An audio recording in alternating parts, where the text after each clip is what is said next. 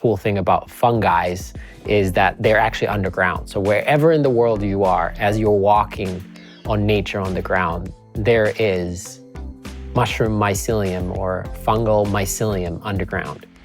You told me the oldest living organism in the world is a mushroom? Correct. Tell me about this organism. Where is it and what all about it?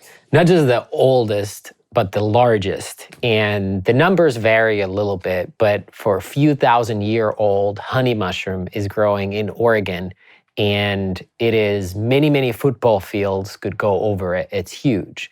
And I think that's one cool thing about fungi is that they're actually underground. So wherever in the world you are, as you're walking on nature on the ground, there is mushroom mycelium or fungal mycelium underground.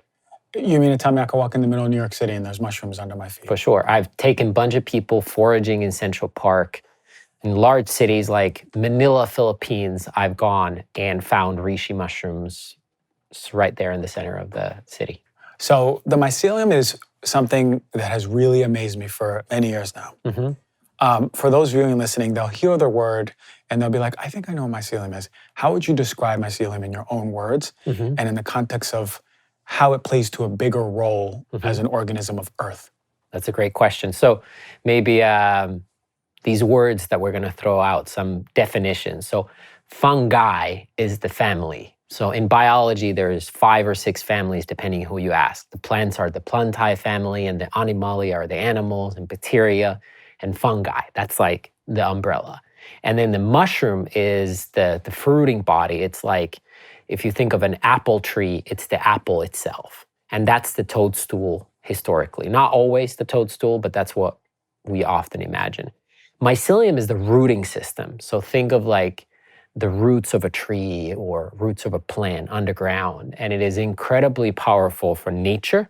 And then usually annually, it musters all of its life force to create this reproductive organism, the sexual organism, which is the fruit. Right. And then from the fruit, you spread spores, and spores are the seeds. And then spore can land somewhere and in the right conditions, create more hyphae or mycelium, and then that will eventually start the chain again. And I love what you said, that the mycelium utilized so much of its life force energy to have this sexual organ, the fruiting body.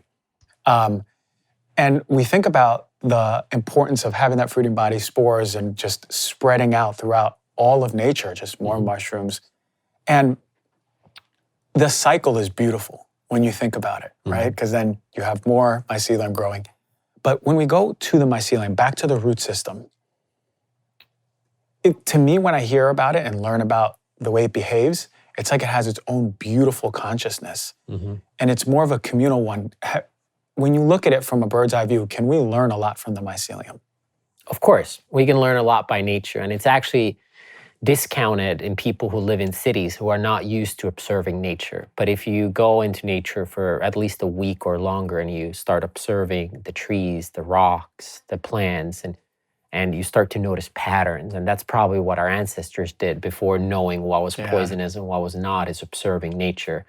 And mycelium is very knowledgeable. It's actually intelligent, and there's a bunch of modern research to prove it. I'll give you a few stories of that. One of these studies was replicating the Tokyo subway map. And there's this slime thing, and they would put all these stops, and it could replicate the subway map better than a human could in the efficiency of a computer. There's also mazes where this slime mushroom would find its way out of the maze. There are studies of trees exchanging nutrients underground through the mycelial network, sometimes jokingly called the Wood Wide Web, is the original internet. And there is, for example, on the other side of the forest, there are intruders, and the mycelial network underground can inform the other trees and plants that there's intruders, and they can kind of muster a defense. So there's a lot of intelligence we can tap into, mostly around community, collaboration, and like these information pathways that are so important to us also as humans.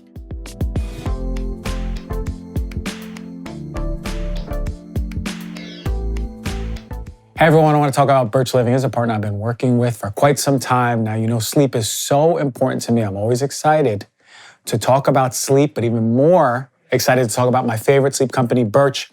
It's a premium mattress in a box company.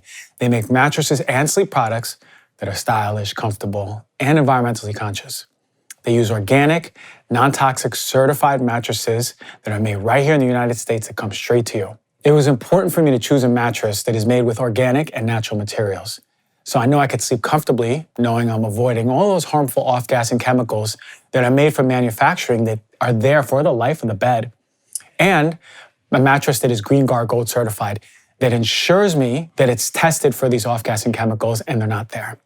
So I've had my Birch mattress for over a year now. I love it. What I love most about it is how breathable it is, how cool I feel at night, how supportive it is to my pressure points, both how it's allergen and mildew resistant, and how it's made of raw materials sourced straight from nature. Now with your Birch mattress, you get a 100-night sleep trial and a 25-year warranty. So if it makes you nervous to buy something that you haven't tried, you get more than 3 months to make sure you love it. If you don't, they're gonna pick it up for you and you're gonna get a full refund. Now the best part about Birch is it delivers right to your door, free within the United States. It comes rolled up in a box, super easy to set up. Now I love my Birch mattress. I think you will too. So if you're looking for a new bed, check out Birch. You can click the link below or go to birchliving.com/heal thyself to get $400 off of your mattress and 2 free pillows.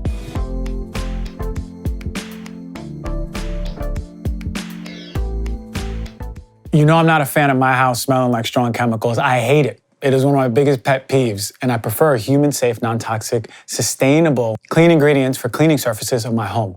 Now, Branch Basics offers all this at a cost-effective rate. Branch Basics products are non-toxic, hypoallergenic, and fragrance-free. They're free of hormone disruptors and all those harmful preservatives that we gotta be watching out for our health. Their cleaning products are perfect for your baby or pets if they're living in the home.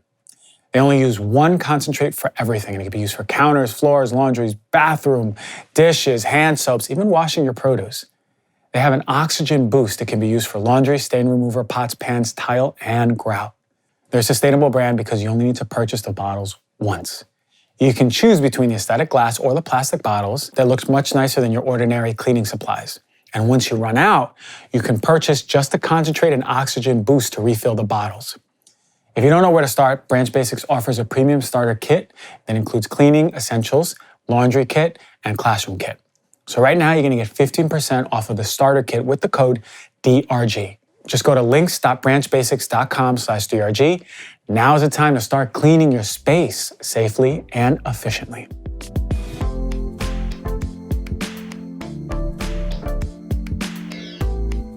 That blew me away when I heard about the Tokyo underground subway system and the efficiency of which the mushroom grows, you know, just paralleling and literally influencing these people in Tokyo. Engineers going, whoa, we got it all wrong. We need to change this whole subway system. Let's put another $1 billion into it. But it's fantastic to think about the intelligence of nature far surpasses what we can even muster up in our own, you know, engineering class or something like that. It's just blows me away. So then, we have the mycelium in the fruiting body. And now I know you get this question a lot, and a lot of people still ask me, and I try to clear it up as best as possible, but I want to get the expert on here. When you have a powder or a supplement or anything that you're wanting to use therapeutically, are you supposed to use the fruiting body or the mycelium or both or one or either, or what's going on here? That's a great question. I think us here in America are mushroom illiterate. Like we're not, the culture, the Anglo-Saxon culture was not knowledgeable to mushrooms similarly as the Asian or the Slavic or even some Latin cultures, right? And we lack this knowledge that we've been lost over the cultures and generations. And to clarify that, according to FDA, not to say that they're always right, but since the 70s, they've been already saying that the only part you're allowed to call the mushroom is the fruit body. So when we talk about mushrooms, we only talk about the fruit body. Then if you talk about, let's say, chefs cooking mushrooms, they never use mycelium. It's always the fruit body. If we think of animals eating mushrooms, we think of the fruit body. We think of be deer or snails eating it, they eat the fruit body. If we look at our indigenous cultures or our ancestors, when they went to the forest and foraged for mushrooms, they ate the fruit body.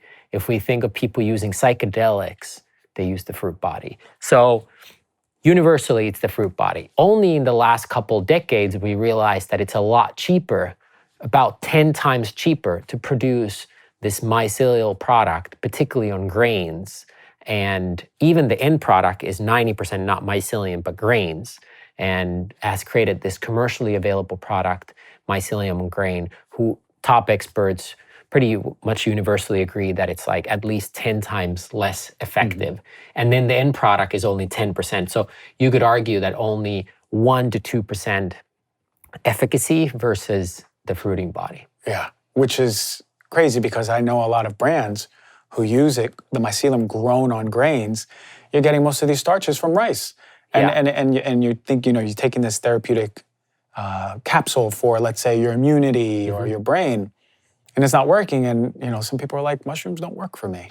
There was a couple of years ago, a study published in a very credible peer-reviewed scientific journal, a USP study of the reishi supplements sold in the US, and 74% of the reishi supplements sold in the US in that study showed no reishi mushrooms. 74%? 74% did not include any reishi mushrooms against the labeling, and it is kind of mind-blowing. And then the other part is, certain subset of people who are drawn to using mushrooms for healing and health do it for gut purposes and improving the mycobiome, not just the microbiome, but the mycobiome. And they often have sensitivities to grains. There are people who are, whatever it is, autoimmune, leaky gut, this and that. They can't handle grains. And what you're having in these mushroom supplements that are supposed to heal you is actually the one that irritates you. And interesting, because I can totally see that, right? And 74% is mind-blowing to me. Because that means if I go to a general supplement store, that means 74% are likely to not have reishi in there. Or go online and type in reishi supplement, 74%. That's something to really watch out for. Now, you said mycobiome, okay? Not a lot of people are saying the word microbiome now. We heard microbiome ad nauseum so many times over the years. What is a microbiome, and what is the implication to our health about the microbiome? Yeah. In health and wellness, I grew up with it through my mom, and there's been this obsession about these two of these kingdoms, plants and animals, and debate, should you have one or how much, and this and that. And we've ignored two other mostly invisible yet super powerful kingdoms of bacteria and fungi. So, and they often are together. I'll give a couple examples. So if you consume fungi or not in your mind, you probably already do in the form of fermented products, beer, wine, cheese, bread, but also fermented products, kombucha, sauerkraut, miso. And it's this fermentation process that involves bacteria and fungi, yeasts, and they work synergistically, both in our skin and in our gut. So every single human will have fungi in their gut, either the good fungi or the bad fungi, similarly the good bacteria or bad bacteria. And the myco refers to the mushroom biome, and they work collaboratively. And I think every gut expert has known this for a long time. When you take stool samples or you take samples of your gut health, you always see certain fungi appearing, and you're just trying to balance those out to have a well-functioning gut. Yeah, a lot of people have gotten on the Candida train. So they go, all yeast, all fungi in my gut is bad. I got to blast it with all these things. How do we help feed the microbiome? Yeah, and it's tricky because fungi and animals actually share more common ancestry than plants and animals. So we actually had common joint ancestors, and we still share up to 50% of our DNA with fungi, which makes mushroom medicine more bioavailable to us, but also us being more prone to fungal diseases such as mold and candida. So that one is a little tricky. So, but how can you take it is take the antifungal functional mushrooms like a reishi. So actually what it does is it helps with those bad types of fungi. Wow. But generally what I would say is eat diversity and have a lot of fermented products.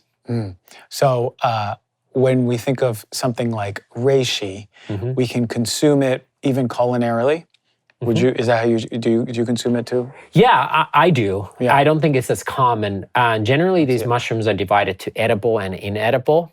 You can imagine that a lot of these best mushrooms actually grow on trees, and some of the culinary mushrooms grow on the ground.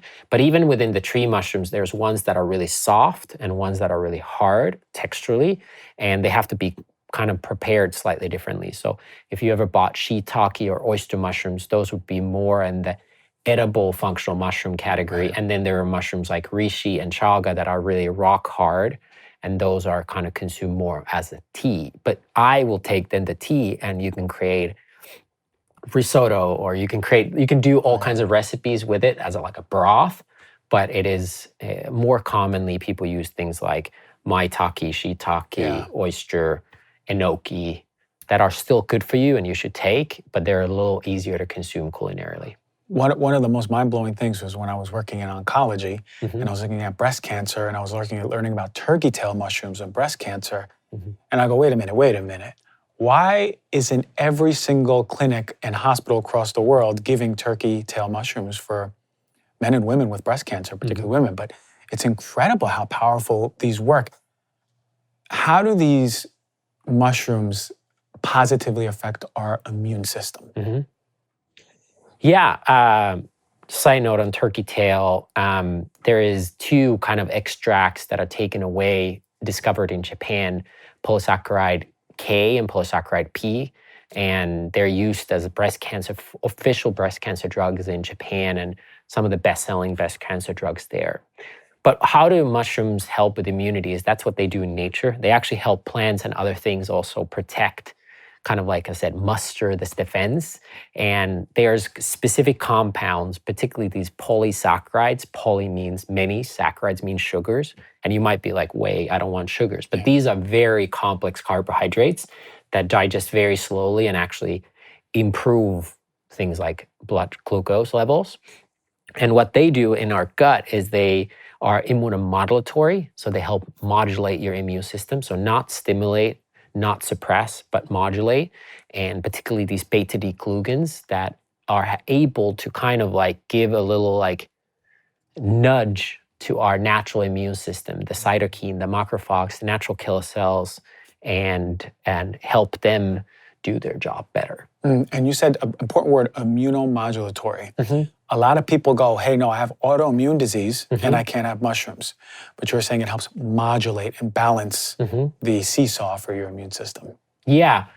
About 40% of the top best-selling drugs are derived from fungi, and a lot of them are immunosuppressants. So a lot of the best-selling blockbuster pharmaceuticals for autoimmune disorders like MS are derived from fungi. And they're used because they can be used to bring down the hyperactive immune response that you might have with autoimmune.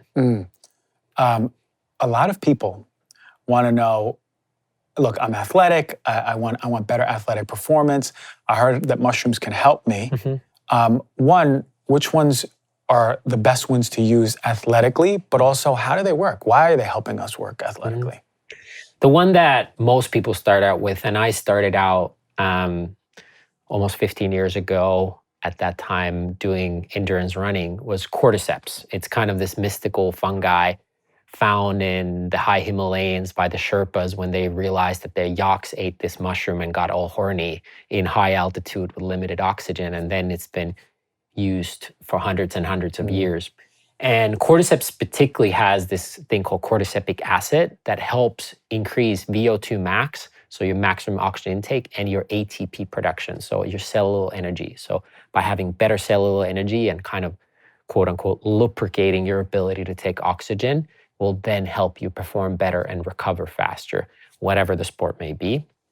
I would say the other thing that I think is underrated is lion's mane. You mentioned many people know it's for the brain, but it's really for the nervous system. And nervous system is kind of like the next frontier of sports nutrition, because we've gone from the macro carbs, fats, protein to the micro, to like magnesium, vitamin C, vitamin D, to now to the nano particles, be it peptides, that is a whole craze, but also into these things like, hey, how do we support the nervous system?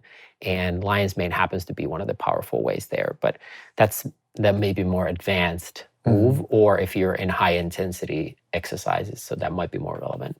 Can we use lion's mane during the night for sleep? Does that help?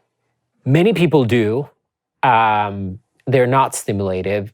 So it is somewhat common that some people use. Generally, I would recommend things like reishi that are known to be more working the HPA axis and kind of our hormonal response, endocrine system to be more effective for most people. But yes, there are a bunch of people who use lion's mane in the evening as well. You know, what's crazy was when I learned about cordyceps and I saw a video way back when that they grow on insects. And as they grow out, that's how they're harvested, huh? Originally, yes. And those are very expensive because they are very difficult to harvest. Right. So if you ever, mostly in certain Asian countries, you can find these $100, $200 little cordyceps mushrooms, pretty expensive, but commercially grown, they're plant-based. They don't use the actual insect. Yeah, but it's just crazy to see nature, how it works, and watching these videos. I actually suggest everyone just check out cordyceps in nature. It's really cool. We talked off air about some crazy theory.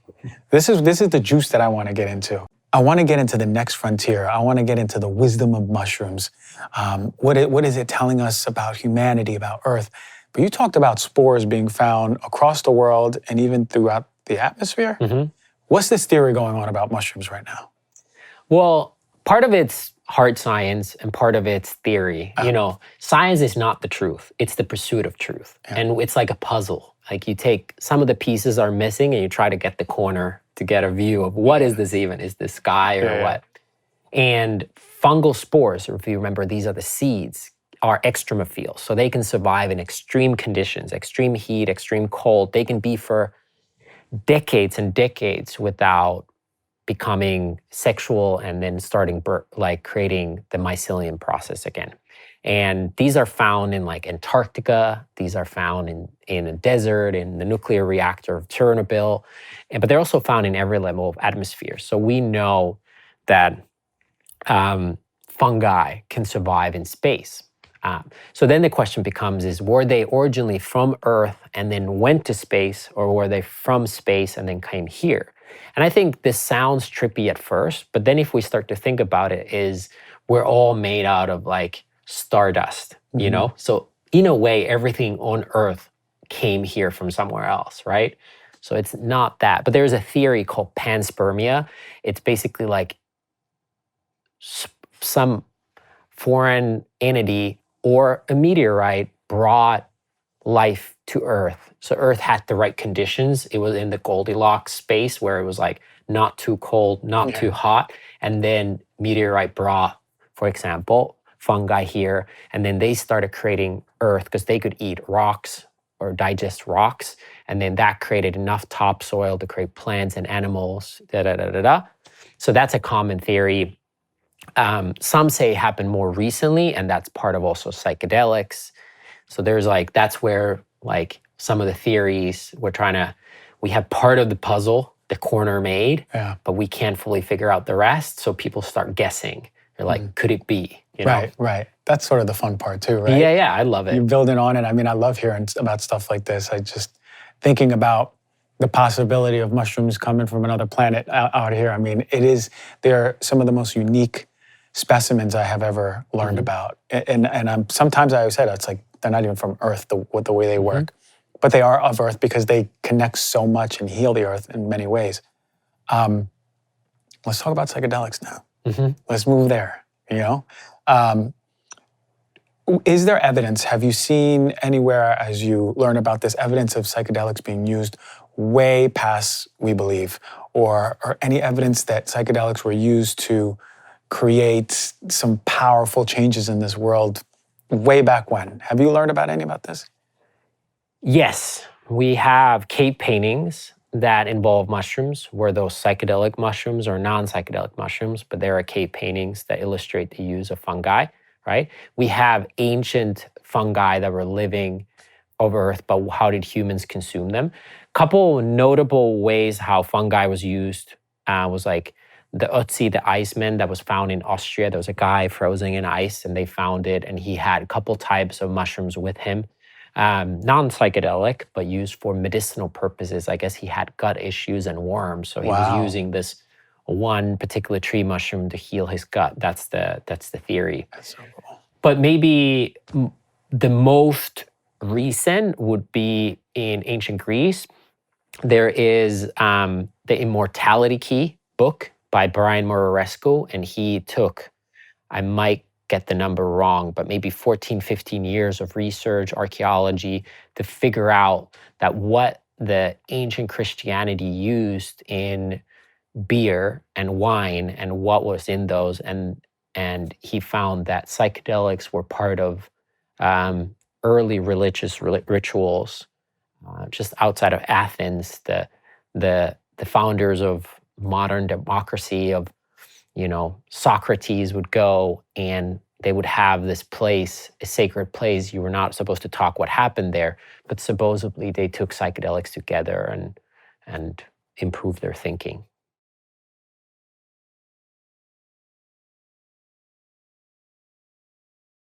Did you know that 70 million Americans have chronic sleep issues? And 50% of the Americans deal with sleep deprivation. Now, you probably dealt with this at some point in your life. It's very common. But I know how difficult it can be if it's happening over and over and over.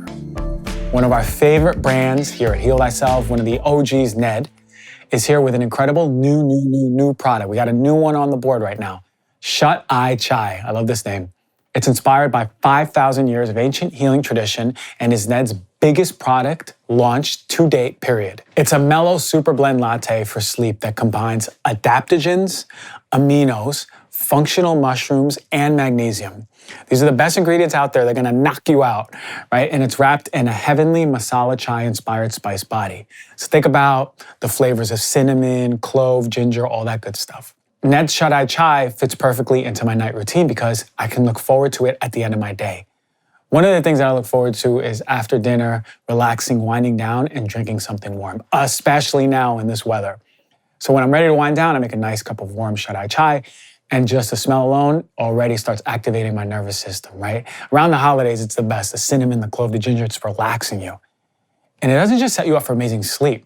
Ingredients like chaga, reishi, and ashwagandha are deeply nourishing to the body, so you're getting a ton of additional benefits. Now, Shut Eye Chai will help calm your nervous system, nourish your senses, and send you off peacefully to sleep. It's all natural, made exclusively from functional botanical fungi, herbs, plants, minerals, roots, and spices. Shut Eye Chai does not contain any CBD, caffeine, melatonin, or dairy. And remember, this is Ned. So they're full transparency company. They share all the third-party reports, who farms their products, their extraction process. They are always one of the top brands out there to give you the cleanest products out. So to discover how Shut Eye Chai can revolutionize your sleep, get 15% off with the code DRG. Just go to helloned.com/DRG and enter the code DRG at checkout. Again, that's HELLONED.com/DRG, and you're gonna get 15% off. Sweet dreams.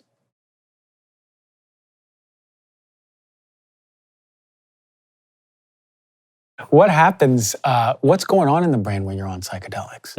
Have you read anything about like how it's just connecting to different parts of the brain? What happens? Yeah, few things we know, and then there's the magical part that we don't know. So we know that when we talk about magic mushrooms, there's few kinds, but generally we talk about the psilocybin family, and there's many kinds of psilocybin mushrooms, but particularly this compound psilocin. It's not the only compound in psilocybin. Sometimes we reduce nature into a one compound where it's actually a symphony. But nevertheless, psilocin attaches to this one serotonin receptor, and we know how that then creates effects in our brain, and then how psilocybin and also some other psychedelics have this neuroplasticity. So certain areas of the brain that we have not accessed since maybe we were children. So when we're kids, our brain can access anything. I have two kids under 2 years old. Wow, yeah. And they have said to have like synesthesia. So when they see something, they actually hear music because the the brain is fully open and wired. But then over time, which is normal with nature, is first you survive, and then after you survive, you try to conserve energy. So parts of the brain become inactive, not accessible, because we didn't use them as kids. And this is obviously where emerging research is coming up. But what we know is during the psychedelics, some of those neural pathways are accessible again, and they haven't been accessible since we were 2 years old, and we can access different parts. I think this explains both the serotonin receptor and the neuroplasticity explains some of it. But there is this mystical element, like you feel like you're, according to studies at Johns Hopkins and whatnot, there's this mystical experience that you feel connected to a higher force, deeper knowledge, ancient knowledge, our ancestors that we can't fully explain. And that's why like sometimes words are not the lowest form of communication, but one of the lower forms of communication, and we can't fully comprehend on what's actually happening. Yeah, I believe that to the T. There is I've learned about the scientific part, but the mystical part is always the part that I'm like, what the hell is happening here? I feel like this is out of the physical realm. This is something else that you connect to. And we did a sound ceremony, my friends and I, and it was like we were all on an iCloud. It was like we were in a mycelium community. Yeah. Because there was just an exchange of thought. It was literally like we were reading each other's minds. And the things that I was saying, someone else was like, yes, I live there, or I was just there last week, or whatever. And it was just beautiful to see, because in the moment you're like, I don't believe what I'm hearing, but all of us were connected by some invisible, mycelium community, and if you want to say. And that's the mystical part of it. And then that's where we don't fully know is, are we tapped into a higher being or force or knowledge outside of our body? Or do we have the knowledge within us, but we're just not attuned to it on our everyday basis? And that's where you kind of split people into two halves. But what I like is that we don't have to choose between the science and the mystical. I lived 2 years in Switzerland with some of the folks at CERN, which is, arguably the greatest scientific research center in the world. They came up with the internet, but they also particle physics, Higgs boson was discovered there. And it's funny to talk to the particle physicist with impressive resumes, capturing neutral antimatter, and they speak like my Topanga friends, and they talk about the universe and the particles and the energy and the vibrations. They use the same language. And that's the thing, is like, you can be evidence-based and scientific as long as you're like open-minded about and honest about all the stuff we don't know, because we don't know so much, and then tuning into that intuitive nature that I think we all have, but we forget this internal compass and this intuitive compass. And that's why we lose a lot of valuable signals that are around us. Yeah. And I think for me personally, the best way to really understand this is through kids. My older, which is under 2 years old, will notice bugs, airplane, like things happening around us way faster than I will. And he will sometimes say bug, and I'm like, there is no bug. And then I get really, really close, and there is a bug. And like these kind of signals. So again, like, are the signals always there? We're just not tuned to it? Or do we tap into this greater knowledge and conscious that is outside of our body? So that's a really good point, because I talk about this a lot in my own work that I do with people through the emotional component and emotional release.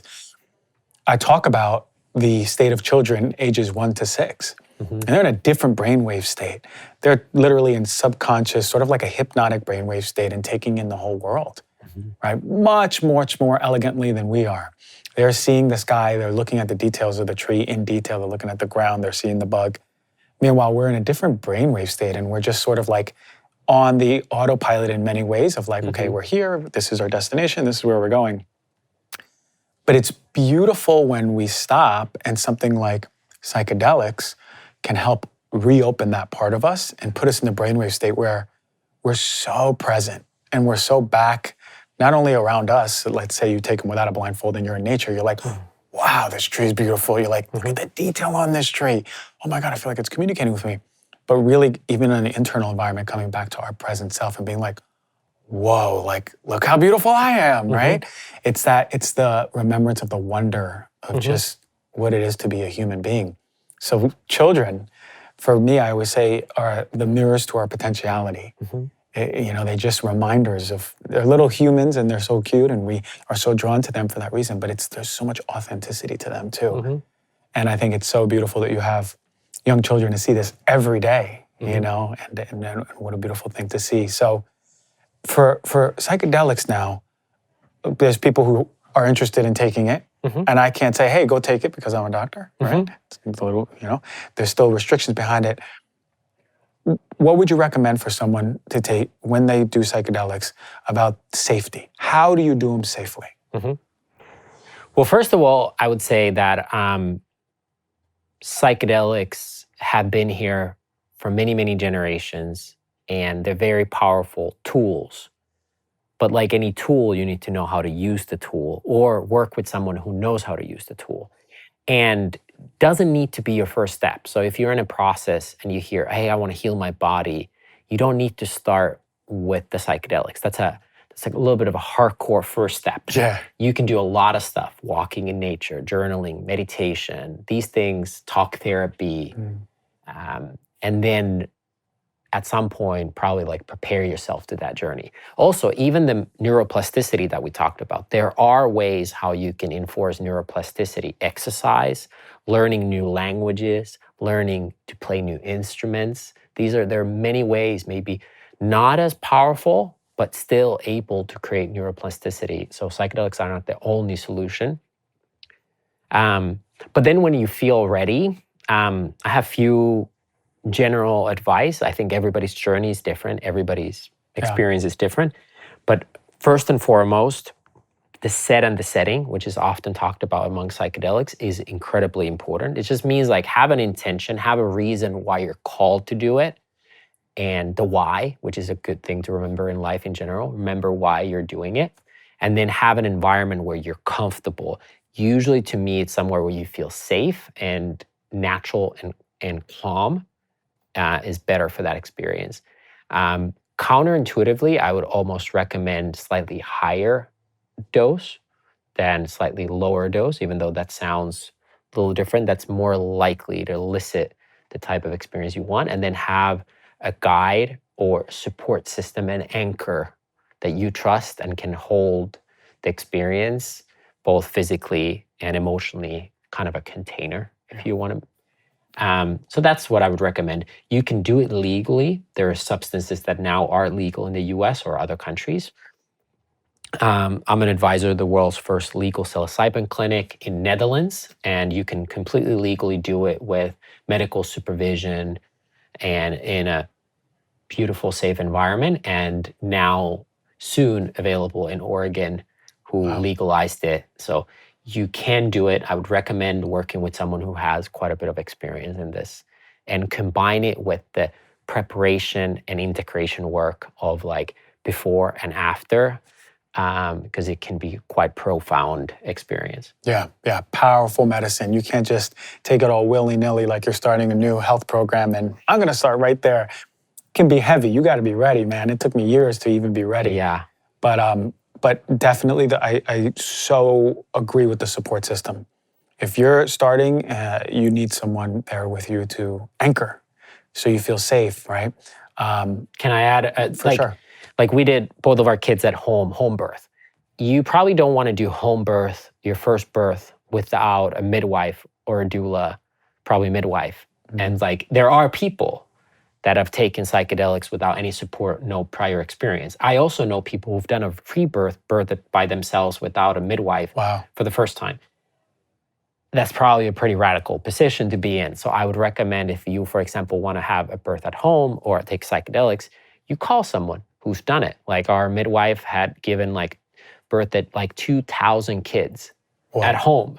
So there's a lot of knowledge and experience of how to birth at home. Yeah. So that helps. So seek knowledge and advice and support. And there's a shaman in every corner these days somewhere. Yeah.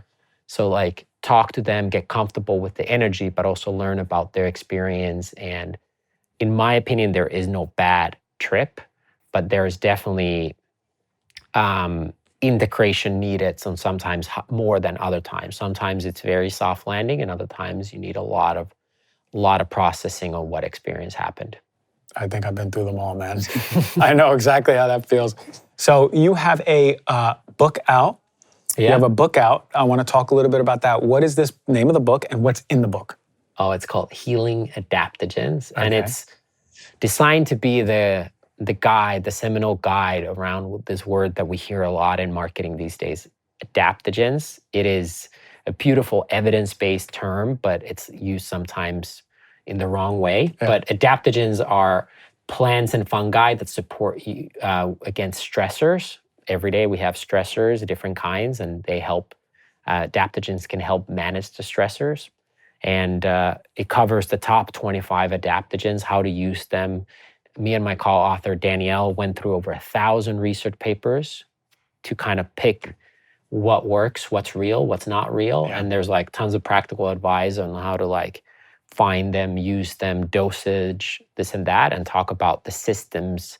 So you, even if you don't use adaptogens, you can learn a lot about health and wellness through the lens of the adaptogens. And everyone needs this because we're all damn stressed, especially here in America. Maybe not in Finland, maybe not in the Netherlands, maybe less. Everywhere. But having this right on your library, pulling it out and go, okay, listen, I tried rhodiola, now I'm going to go with the cordyceps now. Mm-hmm. Find what works for you. But I love that you both did the legwork at finding out through the research which ones are the best, dosing it, how do we do it, how do we approach it best for ourselves, and then figure out which one, everyone can figure out which one it works for them.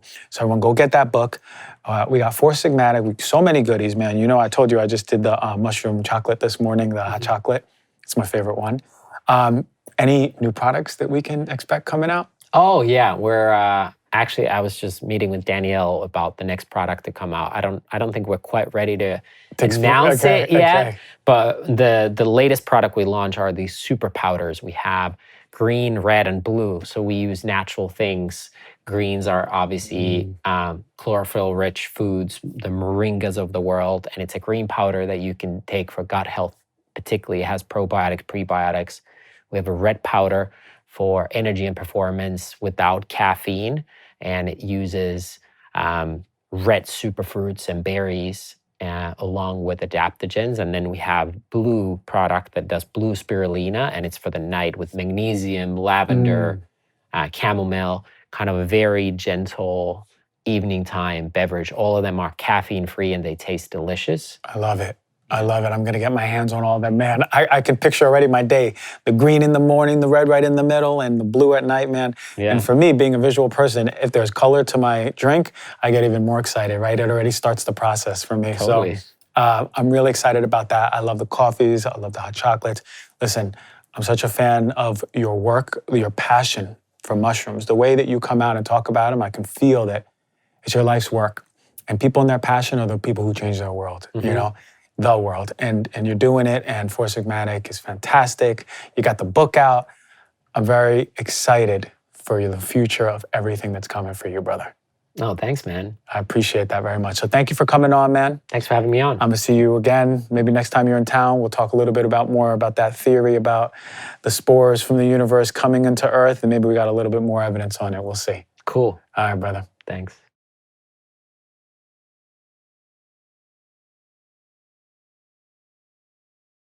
Botox. Should I get Botox? Is it safe? I want to talk all about Botox. I probably should have done this show a long time ago, but here it is, the Botox show.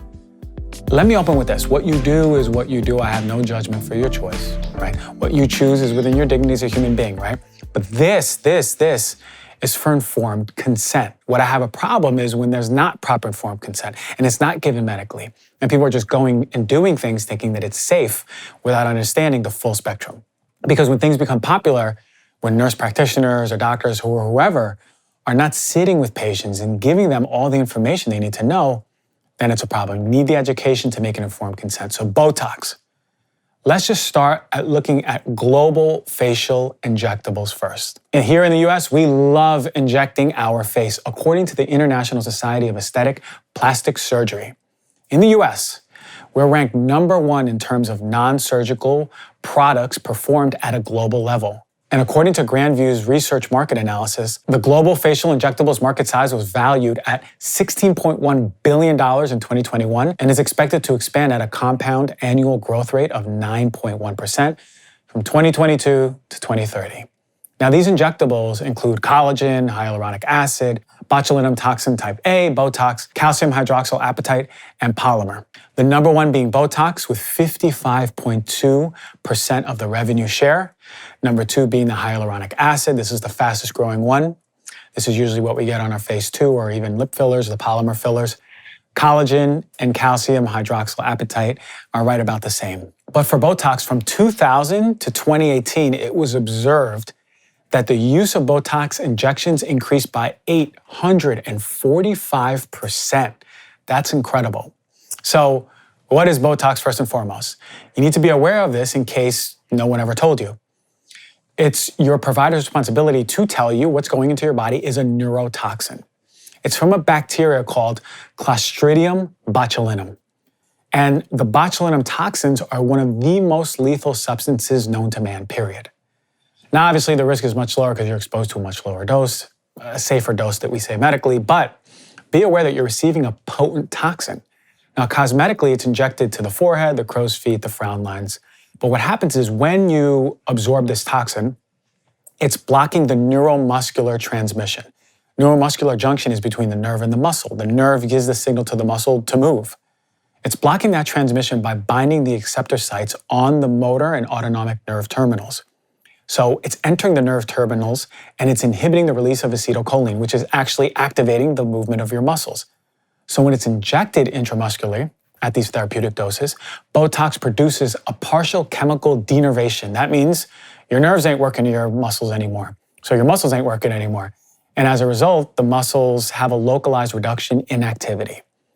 What happens over time is muscles can atrophy and break down because it's not being used over time, and the nerve function slowly over time starts coming back. This is why Botox isn't permanent, because the body heals itself. So the nerve function starts coming back and it sprouts new axons, and then you go in for more Botox and the cycle restarts. But Botox isn't just used for beauty, the cosmetics industry. It's also used for people who are really suffering, like an overactive bladder, hyperhidrosis, that's chronic sweating, especially under the arms and the palms, chronic migraines, spasticity of the muscles that we see in children and adults, and many other medical issues. But if you're utilizing Botox, you have to know this. It's right on the first page of the package insert. There is a risk of a distant spread of the toxin effect, right? The effects of Botox and all botulinum toxin products may spread from the area of injection to produce symptoms consistent with botulinum toxic effects. These symptoms have been reported hours to weeks after the injection, so swallowing and breathing difficulties can be life-threatening for certain people. And there have been some reports of death from the Botox injection. The risk of symptoms is probably greatest in children, treated for the spasticity as I was talking about, but symptoms can also occur in adults, particularly in patients who have an underlying condition that would predispose them to these symptoms. So Botox, in effect, can be life-threatening for certain people. So things you must be aware of before accepting Botox. One, you may be sensitive to the toxin, and you'll realize that pretty damn fast. Serious and/or immediate hypersensitivity reactions have been reported. These reactions include anaphylaxis, which is severe, potentially life-threatening allergic reaction, serum sickness, which is a rash, a fever, polyarthralgias or polyarthritis, which begin 1 to 2 weeks after exposure, urticaria, which are raised, itchy rashes that appear in the skin, soft tissue edema, which is just swelling, or dyspnea, is a shortness of breath. But you also can get dry mouth, discomfort, or pain at the injection site, which is what to be expected. But you can also have fatigue, headaches, neck pain, eye problems like double vision, blurred vision, decreased eyesight, even drooping eyelids, swelling of your eyelids, dry eyes, drooping eyebrows. And you also may get vision problems, muscle weakness, dizziness. And people with neuromuscular disorders, I don't believe they should be getting Botox, period. Now, it's said that they can, and just to monitor them, but it also may increase the risk of clinically significant effects if you have a neuromuscular issue already. So I would really, really avoid Botox if you do. So treatment with Botox and other botulinum toxin products can result in swallowing or breathing difficulties, as I mentioned. So anyone with pre-existing swallowing or respiratory issues will be more susceptible to these issues whether at the time of the injection or even weeks after. Now, it's not known if Botox cosmetics are safe and effective for use more than one time every 3 months. That's very important to understand. A lot of companies, a lot of medical spas, a lot of people out there are saying that you can get Botox even more than that. I would wait minimum 3 months. I would actually say more conservatively 6 months before you even do another injection. There's a lot of companies that are pushing it even month to month, which is totally unethical. Never get Botox if it's from a shady place, ever. There's big safety issues here. There's serious adverse reactions, including excessive weakness, dysphagia, you won't be able to swallow, aspiration pneumonia, with some adverse reactions they can be associated with fatal outcomes. They've been reported in patients who receive Botox injections for unapproved uses. So Botox, a lot of people are really leaning on it as a remedy for aging. Well, one, okay, you do what you do, but the other thing is, great, there's a societal pressure to look a certain way. From the mental emotional standpoint, again, if you choose to do it, but come back to yourself and say, okay, do I need to show up in a certain way? Is my definition of beauty this definition that society says? Are you getting Botox because you've truly authentically connected to yourself, every single part of yourself? You feel confident in who you are and then choosing to do it, or are you choosing to do it for something outside of you? It's a very valid question that we need to think about. And also there's other safer things that you can do that are really powerful, including red light therapy. I did a post on this. I did a reel recently about this. It's super powerful. And the secret is that it's not giving your muscles of your face paralysis. It's actually helping build more collagen, the very thing that breaks down that causes us to create wrinkles or to age prematurely. So red light therapy is amazing. They did a randomized controlled trial, and the results were amazing for red light therapy. Again, I'll use the word 3 more times, amazing, amazing, amazing, because it's really good, especially for your skin health. This randomized controlled trial, the endpoint was on just the complexion and the feel of the skin. That was the primary endpoint. But also they did a secondary endpoint on looking at collagen scores for all of their subjects. Now these subjects had 30 sessions, right? And these sessions were just a few minutes a day. But the results were amazing. What they observed were visually, the skin complexion and feel was much better overall after 30 sessions. They even have pictures in the study in the neck and in the forehead of these women. It's incredible benefits over time. But for me, looking at the data and looking at the science and the pictures of the MRI on the collagen scores was incredible. To see at treatment 0 to treatment 30, the increase in collagen, right, subdermally that is going to the surface and helping support the matrix of our skin is incredible. So to see just the impulse, right, the input of a red light, how it's activating collagen in our skin, new collagen to be synthesized and brought to the surface is something that Botox will never do. So again, if you're about your cosmetics, if you're about your beauty, the number one thing you need to be doing, even before Botox, is red light therapy. What I do is I wake up in the morning, I turn on the red light, I try to do it 7 days a week. I probably realistically get about 5, but that's been my secret for so long. It keeps me young, right? And it's because of the collagen. What else is important to preserve and keep our collagen strong is vitamin C. Vitamin C will help stabilize collagen that exists, plus help synthesize new collagen. So having vitamin C rich diet, having amino acid rich diet, getting enough protein are going to be essential for your skin. And of course, if you're in the sun all the time for a long time, I would suggest getting good sun. But then if you're there for prolonged amounts, protecting it. But also utilizing chlorophyll-rich foods, antioxidant-rich foods if you're going to be in the sun, protecting your skin. Look, very simple, much cheaper than going to the doctor all the time and getting your Botox shot. But then again, if that's something you choose to do, and you do it from a place of, I feel confident in who I am, I'm aligned, and now I want Botox, then do as you please. Or even if it's coming from a place of insecurity, do as you please. But you need the informed consent, and I really hope this knowledge bomb was able to give it to you. As always, thank you for joining the show. Rate, review, subscribe to support the show if you love it. Send it to someone you love. Thank you so much. Go check out the merch, and I'll see you next week.